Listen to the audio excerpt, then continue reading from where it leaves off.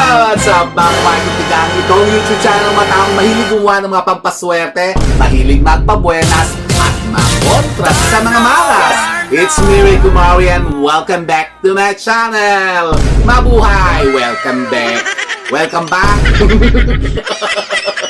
At yun na nga po ha, mga kapatid, ilang araw na lang po talaga lang po napakabilis ang panahon, talaga lang po napakabilis ang araw. Ito na, papasok na nga po ha, makbalig ko tigang ang bagong taon, 2026. So, dapat po ha, makbalig ko tigang, i-ready na. Kayo ba i-ready na ha, makbalig ko tigang yung mga pampaswerte na ipang sasalubong nyo sa bagong taon. Pues tayo po marami na pong na-share sa inyo ha, makbalig ko tigang na iba't ibang mga ritualan na pampaswerte na dapat po gawin po ninyo. Subukan nyo po yan na ihanda po sa pagpasok nga ng bagong taon. At eto pa ha, makbalig ko tigang, mayroon pa po ako sa inyo isa pa na napaka-powerful talagang pampaswerte na i-share sa inyo. At ito nga talaga yung hamak, marikot-tigay, pinaniniwala ng ating matatandang mga inuno na isa rin po sa napakainam pong panghandat pang salubong nga sa pagpasok ng bagong taon.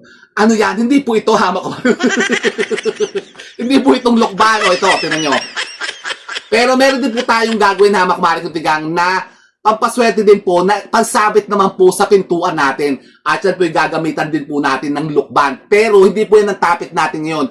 Kasi ang topic natin ngayon, hamak marik ito. Teko, tignan nyo naman ho. Kabang ba ako kasi ako kanina hamak marik ito. Minabili nga po itong lukban na bagkalak-laki. Kanina ang laki nito ha, yung parang gaulo na ng bata.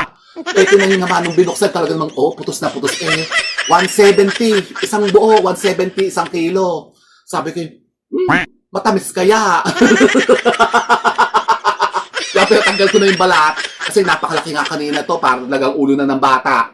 Pero ako din po yung minabili din pong maliit. Ito, maliit lang po kasi ito na po yung gagawin natin nga pong yung pangsabit natin sa ating pintuan. Pero yun na nga, hindi pa po ito yung topic natin ngayon kasi sa susunod na araw pa po ito kasi i-share ko po ito hamak marikot-tigang.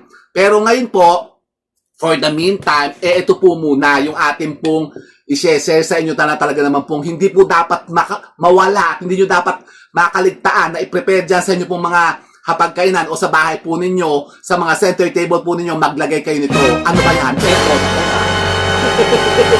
Ang ating pong pinya.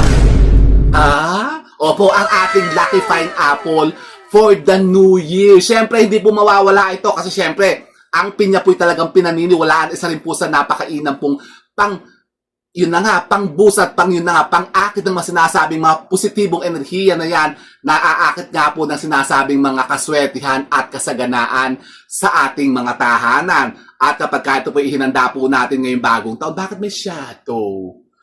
Itong ilaw ko dito,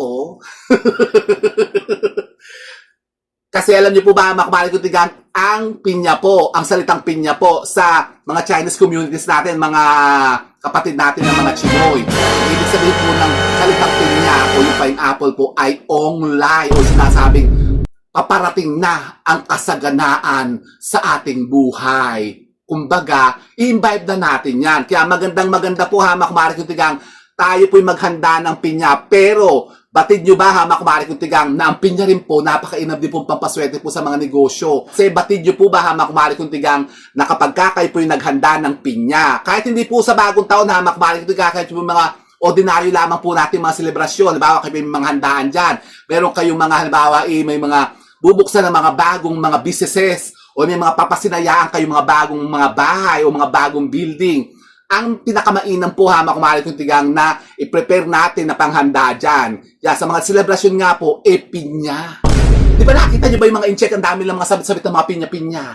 Yung pula, yung kulay pulang pinya. Kasi talagang po ang pinya po ay talagang pinaniniwala na napakainam po talagang panghikayat ng positive chi at swerte talaga. Talaga ba? Opo, kaya ngayon, syempre, bagong taon, di mawawala ang ating pinya. Kaya kayo po, bumili na ng pinya at gawin niyo po ito. At dito po sa particular na ritual na gagawin natin ito, napakadali lang naman po hamak marikutigang. Ito po ipe-prepare po natin ngayon pong December 31. Kaya mag-prepare na rin po kayo ng mga pinya dyan sa mga tahanan po ninyo at gawin nyo rin po ito. Paano? Ganito lang po hamak marikutigang, napakasimple lang naman po. Kayo po'y kukuha lamang po ng isang pirasong pinya. Yung maganda, yung talagang putos na putos at bilog na bilog. Yan, at maganda po dapat yung kanyang corona o yung kanyang crown, yung kanyang dako. Kasi dito po natin ilalagay yung ating idadagdag ditong pampaswerte sa kanya. So ganyan, lalagay natin siya dito ha, mga kumare ko tigang, kasi maghahanda rin po tayo ng isang plate. Pwede po kayo gumamit ng kahit ano po klase pong mga plates ha, mga kumare ko tigang. Pwede po yung mga ceramics plate, katulad po nito, o yung mga glass plates, yan. Pwede rin po yung mga wooden plates ha, mga kumare ko tigang, pero wag lang po kayong gagamit ng plastic. Kasi malas yun. So ngayon po, gagamit tayo dito ng ito, yung ceramic plates natin. Yan, ceramic plates. Plate. So ganyan. Ito pong ating pinya ilalagay po natin dito at tayo po yung mangangailangan din po ng, ano ba yung nasa ulo mo? Wala lang po hamak balik ngayon kasi ito. Kasi ito po yung sungay ni Rudolph. Kasi since nga yung nga po, magpapasko na naman at saka bagong taon. Eh di kailangan meron tayong mga pa-accent siya. Kumbaga parang aesthetics baga ang ano, dating. O di ba? Hindi nga pantay eh. Ay napaka pinapantay yung yung sungay ni Rudolph eh. Parang Ayan yun lang po kamakbalik ko tigang. Pang ano lang po yan, pang aesthetics. Yan. So, paano? Ay, nalaglag na. Nalaglag na yung isa. Natanggal na yung clip. Leche. Naku po, natanggal na po, Mario Joseph. Teka, ikakabit ko lang kamakbalik ko tigang. Are you crazy? Are you out of your mind? Kasi kanina ko pa siya pinapantay. At dito po hamak bari kung tigang sa ating particular na ritual na gagawin ito na pampaswerte nga po sa pagpasok ng bagong taon. Tayo din po mag-incorporate din dito na isang napaka-powerful din pong sangkap na talaga ng pong pinaniniwala na napaka-powerful pong makahikayat ng sinasabing prosperity and abundance, kasaganaan sa buhay sa buong taon. Ano yan? Ito po ang ating pong mga bigas. Bigas, opo. Siyempre, kailangan natin maka-attract ng prosperity and abundance, kasaganaan. Siyempre, ano ba yung pinakamainam na pampaswerte na maihahain natin dyan sa bagong taon? Siyempre, bigas. At ito rin pong bigas, hamak kumari ko yung ginagamit natin sa ating mga prosperity bowl.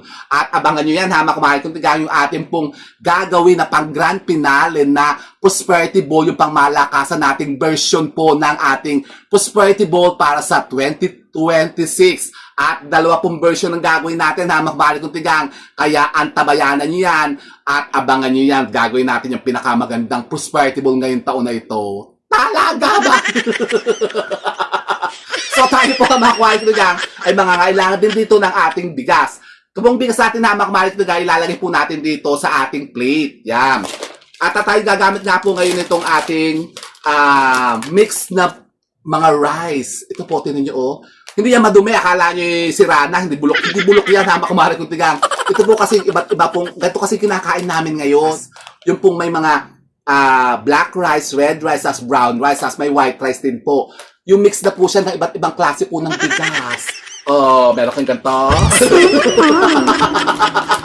So tayo po maglalagay po dito ng ating bigas sa ating plates. Kaya naman lang naman po hamak kumari kong tigang yan.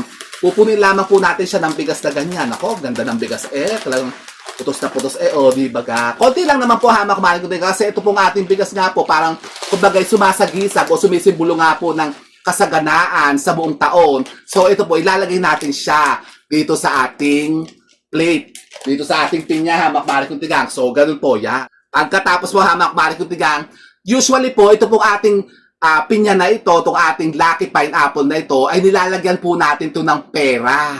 Yan, syempre para talagang abundant na abundant talaga sa buong taon.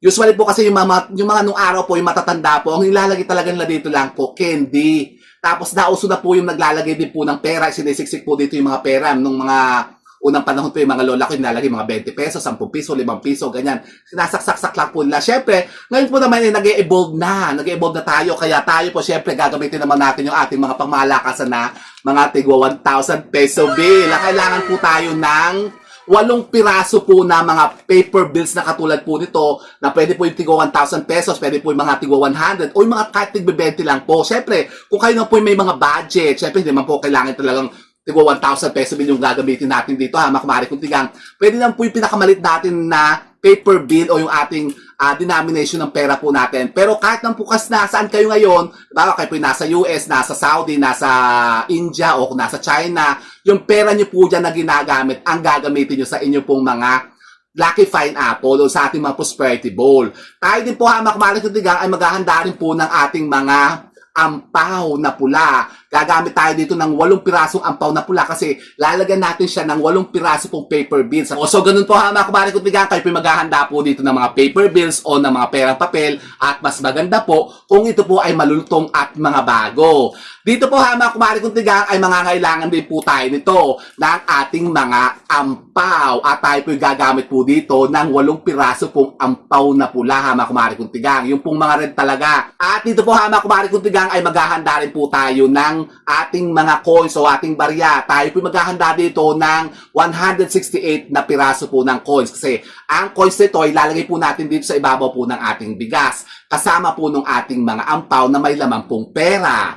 O, ganun po ha mga kumare kung tigang. Pagkatapos tayo po maglalagay din po nito ng ating mga ribbon na pula. Tatalian po kasi natin to ha mga kumare kung tigang ang ating pong pinya. So ganyan. Nailagay na po natin ha mga kumare kung tigang yung ating pong mga bigas dito sa ating plate. So tatalian po natin to ng ating ribbon na pula. Kumbaga para maging talagang mas powerful po siya ha mga kumare kung tigang. Kasi alam niyo po ba yung mga sinasabi nga po pampaswerte na katulad po ito na nilalagay at ginagamitan ka po ng mga yan, mga ribbon na pula, telang pula, mga pouch na pula, ay mas nag-a-activate po ang power nila ha, mga kumare kung tigang.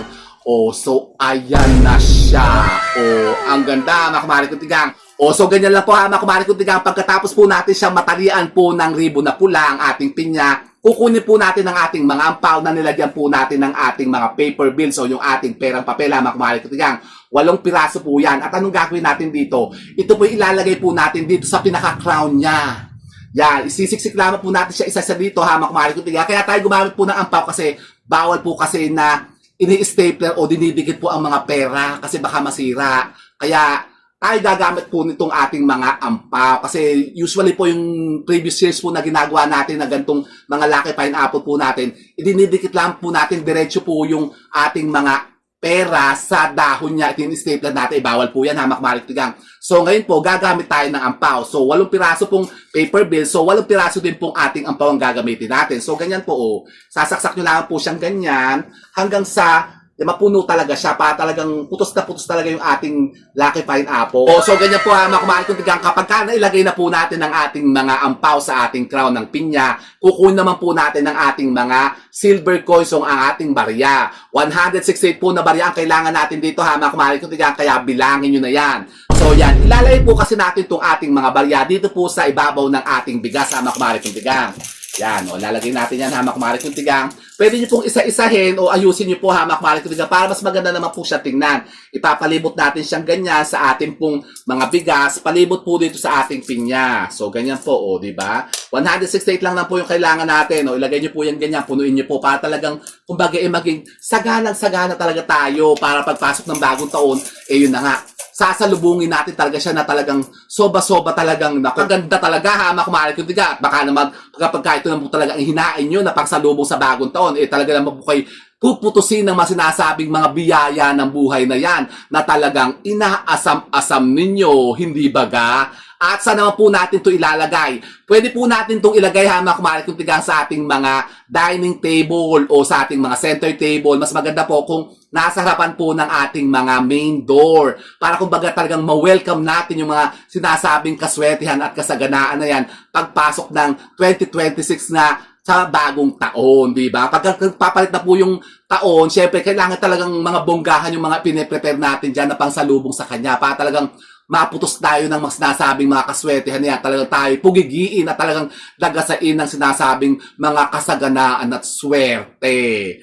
O, gusto nyo yan? Aba, gusto ko yun ha, mga kumare kung tigang. So, gawin nyo po ito. Napakasimple lang naman po ha, mga kumare kung tigang. So, ito na po siya ha, mga kumare kung tigang. Di ba, napakasimple at napakaganda. At baka sabihin nyo naman po, hindi nyo kayang gawin ito. Kayo bibili lamang po ng pinya at lalagay nyo lang po sa isang plato, lalagay nyo ng bigas at lalagay nyo ng perang papel at barya. Tapos ito po ilalagay nyo lamang po sa inyo pong mga hapagkainan sa December 31, pagpasok po ng bagong taon o sa inyo pong mga center table, sa harapan po ng inyo pong mga main door. Para talagang mahikayat natin yung mga sinasabing positive energy na magbibigay nga sa atin ng walang humpay na kaswertihan sa buhay sa buong taon na 2026. Nako, sabi nyo baka hindi nyo kaya to. Ano kayo? Di kayo nag-grade 1? Kaya subukan nyo po ito. Try nyo lang ha, mga kumare kung tigang, kung hindi nyo po nasusubukan ito, siguro naman po yung panahon na. para gawin natin ito, para naman po talaga tayo makahikayat na ng mga minimit-himit nating kaswertehan na yan, na napakailap na dumating sa atin. Baka ngayong taon, ito po'y dadagasan na sa inyo. Kaya mag-prepare na po kayo ito ng ating mga lucky pinya. O, gusto nyo yan? Aba, ako gusto ko yun, na makumari kong tigang, swerte talaga. Wow, ganda tingnan nyo naman. Gumawa kayo nito ha, makumari kong tigang, ngayon pong bagong taong 2026 ang ating lucky pinya.